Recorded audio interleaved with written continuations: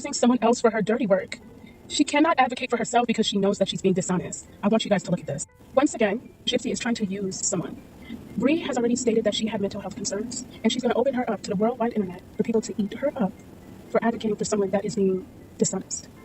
She is literally setting Bree up, knowing she has mental health concerns, to be eaten up by the internet. If this doesn't show you, again, just like she used Nick, she's using Bree. This is classic, what she's doing. And Bree really doesn't even realize what's really going on. She's advocating for someone that's being dishonest and using her. Who is desperately trying to find out who I am so they can dox me online. Good luck with that. Get your voodoo spells out, love. I couldn't find myself out of a paper bag. Gypsy-Rose Blanchard and her best friend Bree are currently facing the consequences of their actions, and many believe it's karma catching up to them. For years, the duo have portrayed themselves as victims of relentless cyberbullying, claiming that content creators have unfairly targeted them.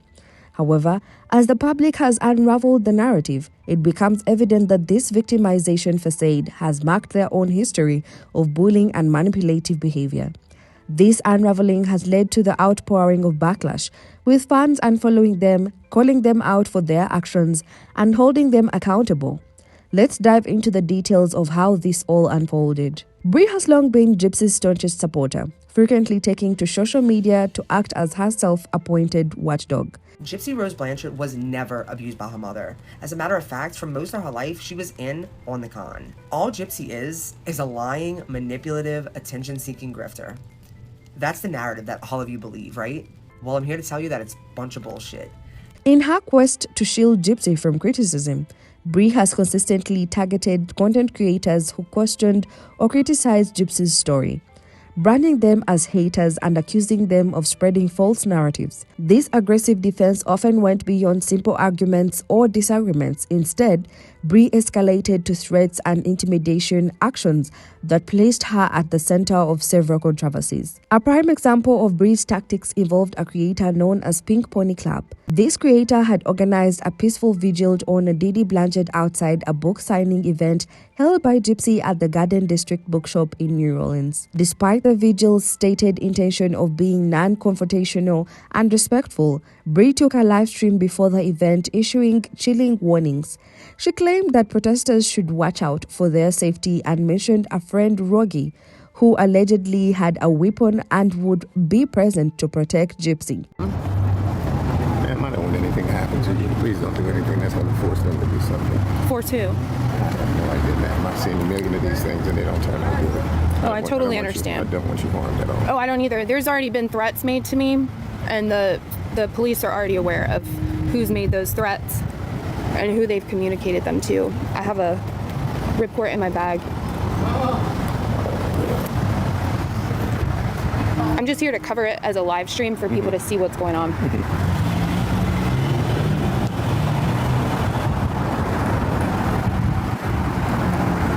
Yeah, that's Rogie.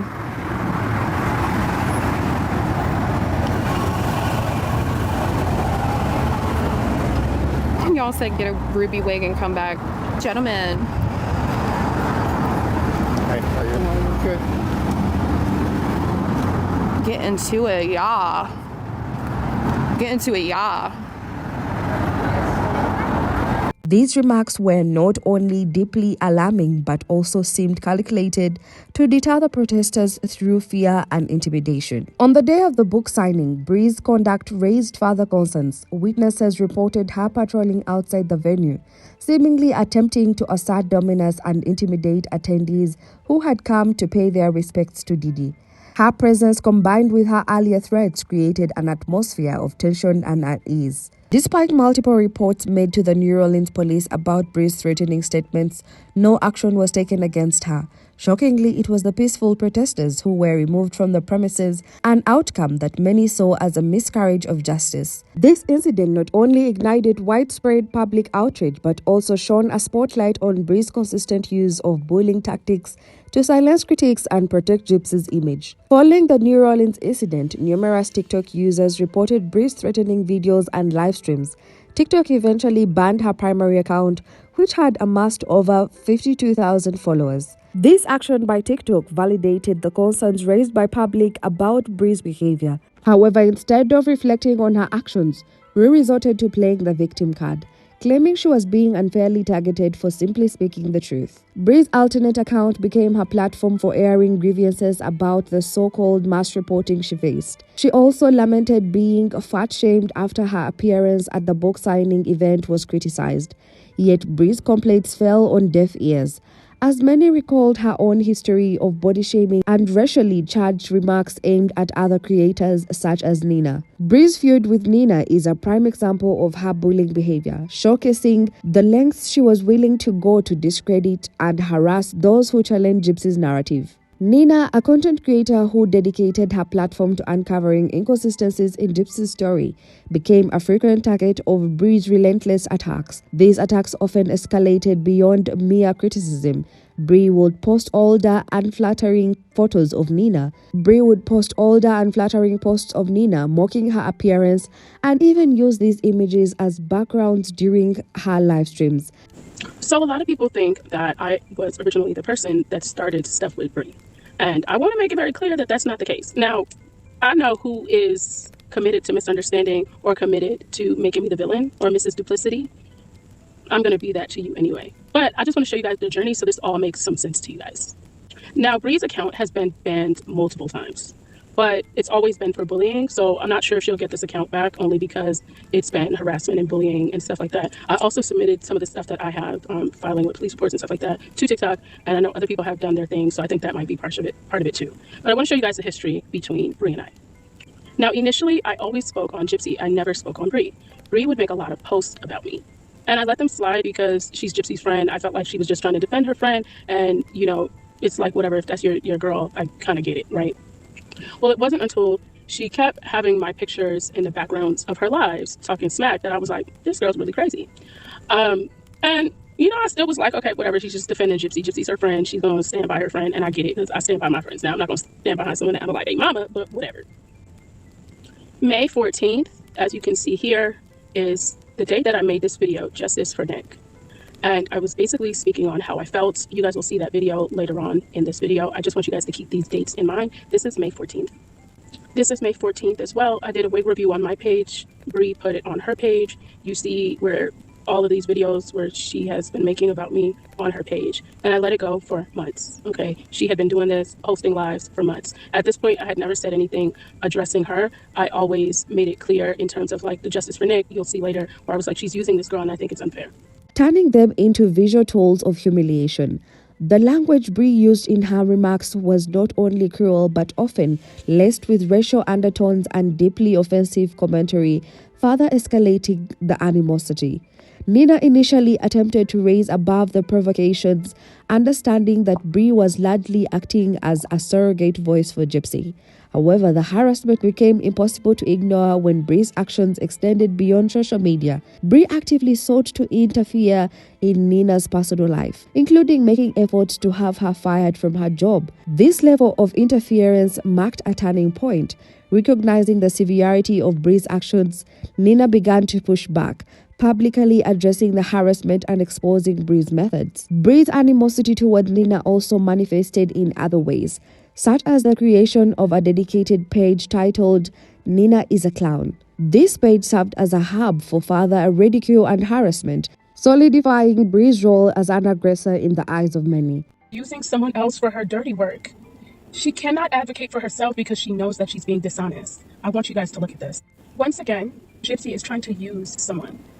Bree has already stated that she had mental health concerns, and she's going to open her up to the worldwide internet for people to eat her up for advocating for someone that is being dishonest. She is literally setting Bree up, knowing she has mental health concerns, to be eaten up by the internet. If this doesn't show you, again, just like she used Nick, she's using Bree. This is classic, what she's doing. And Bree really doesn't even realize what's really going on. She's advocating for someone that's being dishonest and using her. These actions made it abundantly clear that Bree's behavior was not about defending Gypsy, but rather about silencing anyone who dared to challenge their narrative. Over time, this reputation for bullying and targeting others has significantly damaged Bree's credibility, turning public opinion against her and leaving her increasingly isolated in her support for Gypsy. While Bree's actions have drawn significant backlash, Gypsy herself has not been spared from the public scrutiny. Her memoir, My Time to Stand, was meant to rehabilitate her image and solidify her narrative as a victim of her mother's abuse. Instead, the book has done the opposite, alienating even her most loyal supporters. Gypsy Rose's book is disturbing, to say the least. I'm going to show you guys one page of her book that literally had my jaw on the floor. Major trigger warning, and you guys will have to fill in the blanks for a lot of it because otherwise it'll get taken down. When Gypsy was first released from prison, many rallied behind her, believing she was an innocent victim. However, as more details of her case came to light, the cracks in her story became evident. Her book exacerbated this shift in public opinion by inducing graphic and unnecessary details about her mother's murder. For example, Gypsy described conversations with Nick Godijon about potential methods to kill her mother, including arson, poisoning, and using a gun. The most disturbing part was a suggestion from Nick involving sexual assault on Didi's corpse, a detail Gypsy inexplicitly included in the memoir. About discussing what they were going to do to her mother. Burn up the house, knock over a candle, it will look like an accident. No, too many things can go wrong. When he suggests poisoning her, she says no, poison is too slow and too brutal. What about a GUN? Victor can her. So they had like alter ego nicknames for each other, and his was Victor. She said she looked into getting a gun, but she didn't have a state issued ID. This is where it starts to get crazy. He wanted to strangle her and feed her to the pigs. But this literally made me want to throw up. He wanted to load my mother's body into the Ford Windstar, assault her with and then afterwards demand and drop her body at the pig farm. Like, hello, you already unalived her. Now you're trying to make money off of a book with these disgusting details. These revelations have turned many supporters away. Readers expected an inspiring tale of resilience, but instead found a book filled with graphic, unsettling content. The backlash was swift, with many returning the book and voicing their disappointment on social media. One of the most glaring issues with Gypsy's memoir is its numerous contradictions, which have fueled skepticism about her story. These claims paint a picture of a life dominated by severe and constant physical torment. However, medical examinations conducted at the time of Gypsy's arrest found no evidence of such physical abuse, a revelation that directly contradicts her narrative.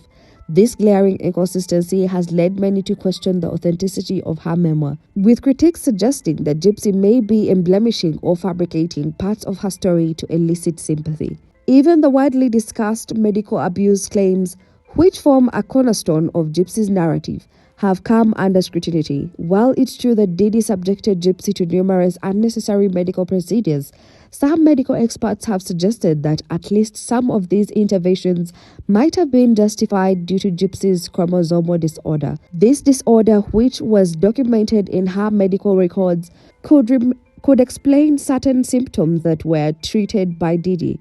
Such findings complicate the public's perception of Gypsy as a wholly innocent victim. Instead of a straightforward case of abuse, Gypsy's story appears layered with nuances that challenge the simplicity of her narrative. Nothing. She didn't even need the feeding tube that Didi had implanted inside her body. This proves everything we believe from Gypsy's mouth is hearsay. What doctor is going to stick a tube inside a child without trying to feed them first? Adding to the complexity are the shifting details Gypsy has shared over the years. Critics point out that her story has evolved depending on the audience and the platform, with certain claims appearing only recently in her book. For example, the detailed accounts of being tied up and treated like a dog raise questions about why these allegations were not mentioned during her initial interviews or court appearances. This inconsistency has led some to believe that Gypsy is attempting to rewrite her story, focusing on the most dramatic elements to maintain her victim status in the public eye. These contradictions undermine her credibility, making it difficult for her supporters to fully trust her accounts of events. The fallout from Gypsy's book and her ongoing dishonesty has been significant. Her social media following was a testament to her popularity. The fallout from Gypsy's book and her ongoing dishonesty has been significant. Her social media following, once a testament to her popularity, has begun to dwindle. Her previously boast 10 million followers on TikTok but that number has since dropped to 9.8 million, with more users unfollowing each day. The public's patience with Gypsy's ever-changing narrative has worn thin, and her attempts to monetize her story are now viewed as exploitative. The dynamic duo of Gypsy and Bree appears to be facing an uphill battle. Bree's credibility has been eroded by her bullying and her unwavering support for Gypsy, despite overwhelming evidence contradicting Gypsy's claims. Meanwhile, Gypsy's attempts to rewrite her story have only deepened the public's mistrust. As more creators and fans speak out against them, the question remains, can Bree and Gypsy recover from this fall from grace? Will Bree's followers continue to support her despite controversial actions? And will Gypsy ever take accountability for her role in the events that led to her mother's murder? Only time will tell. Let me know your thoughts in the comments below. Do you think Bree has gone too far in defending Gypsy? Will Gypsy ever regain the public's trust? Don't forget to like, subscribe, and stay tuned for more updates on this ongoing drama.